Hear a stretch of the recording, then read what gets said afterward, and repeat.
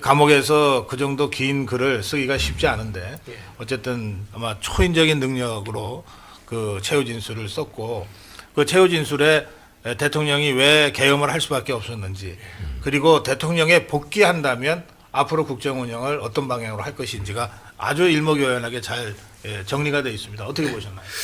저는 그 이번 탄핵 사태와 관련해서 윤석열 대통령이 이걸 위해서 했구나 하는 거를 여러 차례 이제 그 메시지를 발표하지 그랬죠. 않았습니까? 예. 그거에 대한 결정판이라고 생각을 하고 네. 그리고 그동안에 반신반의했던 사람들이 이걸 보고 우리가 정말 이 윤석열 대통령 잘 뽑았다 이렇게 아마 느끼셨을 거라고 봐요. 단지 이제 그 저는 문제가 이제 그 심각하다고 보는 거는 윤석열 대통령이 저는 뭐 복귀한다고 뭐 처음부터 끝까지 믿고 있었기 때문에 네. 대통령이 복귀를 해도 참 쉽지 않은 그 상황이 벌어질 것 같다 이런 생각이 들어요. 왜냐하면 아니 지금 대통령이 복귀를 했는데 국회는 지금 상태 그대로면 무슨 국정을 어떤 식으로 할 수 있겠습니까? 따라서 저는 이 그 내일 집회가 네.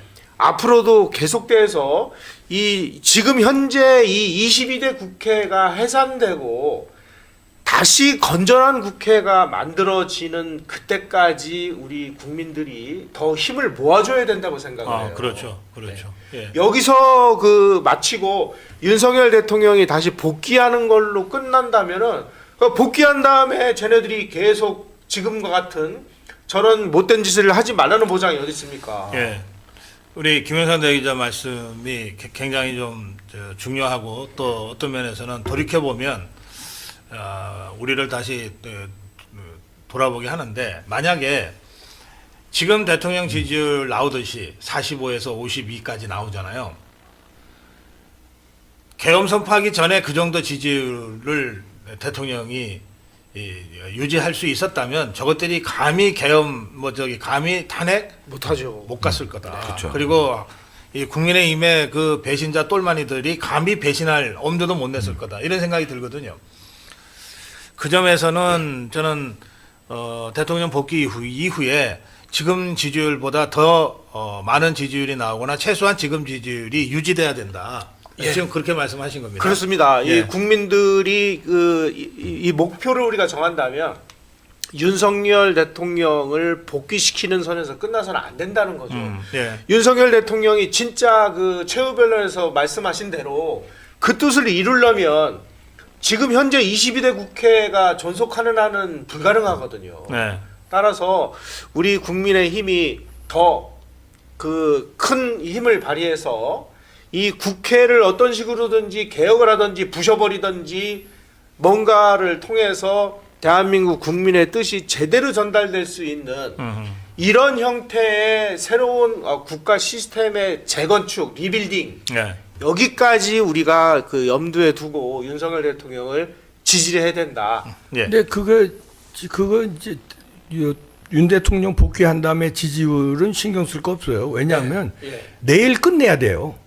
그 뒤에 지지율을 받쳐줘야 된다. 이거는 뭐 어떻게 보면 뭐 평상시 얘기고 예. 이건 비상 상황에서 내일 끝내지 못하면 예. 나라가 위험하다고 보고 내일 판을 끝내면요 의회 해산까지 들어가야 되는데 왜냐하면 내일 판을 끝낸다는 거는 예. 국민들이 이렇게 어마어마한 국민들이 서울 시내를 다 덮었다. 예. 그러면은 자 헌재 판결 의미 없어. 그다음에 윤 대통령이 계엄 옳았다는 거고 그 명분은 뭐예요? 부정선거 밝히려는 거 아니에요? 그럼 부정선거 니네 수사해야 되는 거예요. 그럼 부정선거 수사하면 밝혀지면 선거 다시 해야 돼요. 그러면 조기 대선이 아니라 조기 총선이 돼야 돼요. 그러면 윤 대통령이 예를 들어서 100번 양보해서 요번에 대통령이 던진 게 그거잖아요. 내 임기 연연하지 않겠다.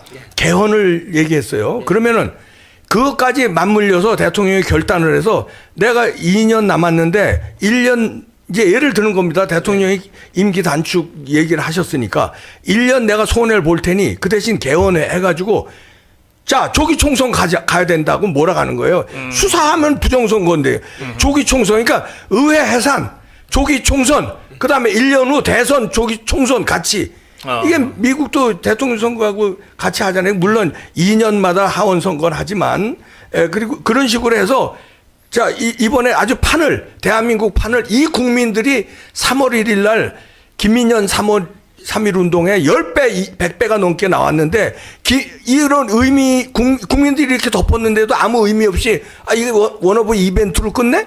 천만에 그러면요 만약에 그런 액션이 없으면은 그 다음엔 폭동이 일어납니다. 국민들이 보여주면 여기에 대해서 헌재도 깨갱하고 국회고 뭐고 다 깨갱하고 자 부정선거 수사로 들어가야지. 그거 안 하고 잘 모였네. 야 많이 모였습니다. 그리고 그리고 그다음 계속 무슨 여론조사나 뭐 쳐다보고 안 돼. 이제는 그냥 끝내는 거예요. 내일 그래서 여러분들이 나와줘야 된다는 거예요. 왜냐하면 그동안의 광화문의 이 파괴력을 내일은 그냥 한 10배 정도로 완전히 서울 시내를 덮어버리면은 무서워서 이제 헌재고 뭐고 다 도망가게 돼 있어요. 그렇게 해서 판을 끝내야 돼요, 내일. 윤석열 대통령 지지율이 이제 40대 중후반에서 50% 가까운데 여기 어떤 질을 좀 봐야 될 것 같아요. 일단은 반대에 쓴 사람도 한 50 가까이 되거든요. 그렇다면 이 50은 왜 반대를 하고 있을까? 근데 이 50 안에는요. 요즘 언론의 이 보도량을 보십시오. 얼마나 악의적입니까? 지금도 김건희 여사 공격, 윤석열 대통령 공격, MBC, KBS 그런 상황에서 현혹당에서 이거 잘못됐다고 생각하는 사람, 또 그다음에 진영적으로 파악해서 잘못됐다고 생각하는 사람이 있는데 그럼에도 불구하고 40 중후반에서 50대까지 간다는 건 이게 굉장히 질이 좋은 지지율이거든요. 네. 이건 굉장히 똘똘 뭉치는 사람들이에요. 진실을 알고 있는 사람들이죠. 때문에 윤석열 대통령이 이런 위기를 극복하고 다시 복귀를 한다면 그만큼 또 스피커가 커질 것이란 말이에요. 그래서 그 질은 더 강력해질 것이다. 이걸 믿고 내일 광화문에 모여서 우리의 저력과 힘을 보여준다면 우리 김영삼 대기자님이 말씀하신 대로 뭔가 이루어낼 수 있는 저력을 만들어낼 수 있을 거라고 봐요. 그동안 지지율 조사를 하면 그래 정책이 좋아서 잘했어. 저 사람 뭐 잘생겨서 좋아. 우리 편이라서 좋아라는 뜬구름 잡기식의 지지율이었는데 지금 윤석열 대통령의 지지율은 어떻게 하면 저 사람을 살릴까? 어떻게 하면 저 사람과 뭔가를 해볼까? 이런 어떤 강력한 의지의 표명이거든요. 네. 심지어 그 여론조사가 우파 여론조사도 아니고 대체적으로 다 보면은 이제 좌경도된 여론조사들에서도 상당히 이렇게 잘 나왔다는 것은 말 그대로 계몽령이 된 거예요. 그래서 이번에 윤석열 대통령 복귀는 강력한 힘을 가질 수 있다. 과거 노무현 정권이 탄핵을 당하고 돌아왔을 때 열린우리당을 만들었던 아주 파괴력이 있었던 힘이 있었지 않습니까? 지금도 마찬가지로 돌아오자마자 뭔가 대통령이 어떤 큰 카드를 내놔야 되는데 그 카드가 이제 뭐 저는 개헌에 대해서는 반대는 하지만 윤석열 대통령이 그 개헌 안에 심어야 될 것들이 무엇이냐를 확실히 집어가지고 싸울 수 있는 힘을 만들어낼 수 있을 거예요. 뭐 그래서 조기 총선도 있을 것이고 지금 반국가 세력들이 많은데 국가보안법 강화라든가 저자들이 얘기하는 뭐 영토조항의 북한식 뭐 영토장을 되물리는 그것이 아니라 더 강화시키는 방향으로 힘을 모은다면 만만치 않은 저력이 될 것이고 우리가 꿈꾸는 보수우파 강화가 될 겁니다. 근데 그건 내일 우리가 눈으로 보여줄 수 있게끔 나오자는 거죠. 내일 눈으로 보자 이거죠. 예. 그 대통령 최후 진술에서 개헌을 언급하면서 이제 개헌 얘기를 많이 하게 되는데 저는 대통령 최후 진술의 핵심은 새로운 정치로 요약된다고 봅니다. 그러니까 개헌도 그 중에 하나죠. 그러니까 제도와 사람 어느 것이 더 중요하냐 이런 건 바보 같은 질문이고 제도도 제대로 고쳐야 되고 사람 세력도 제대로 재구성해야 되잖아요. 그래서 대통령이 복귀 후에 대통령이 주도하는 자유우파가 주도하는 개헌을 한다면 동시에 대통령과 자유우파가 주도하는 정치 빅뱅 뭐 그게 윤석열 신당 형태로 나타나든 아니면 진짜 전투적인 자유우파 정당의 창당으로 나타나든 이 두 개가 같이 가야 된다고 저는 생각해요. 그렇습니다. 지금 현재 그 윤석열 대통령이 그 취임하신 이후에 네. 거의 모든 일을 할 수 없었던 이유 중에 하나는 툭하면은 다 탄핵하고 툭하면은 뭐 거부하고 뭐 지금까지 해온 게 저 친구들은 윤석열 대통령에 임명한 사람들 그냥 뭐 전부 탄핵하느라고 세월 다 보낸 거 아니겠습니까?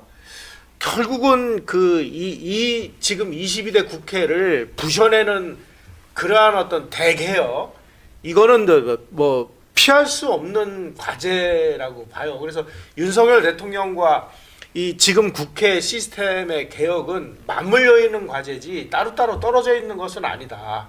이렇게 우리가 봐야 될 것 같고요. 네. 또 한 가지는 저는 작년 이 22대 국회가 윤석열 대통령을 국회에서 탄핵 소추했을 때 그때 2024년 초에 백낙청이가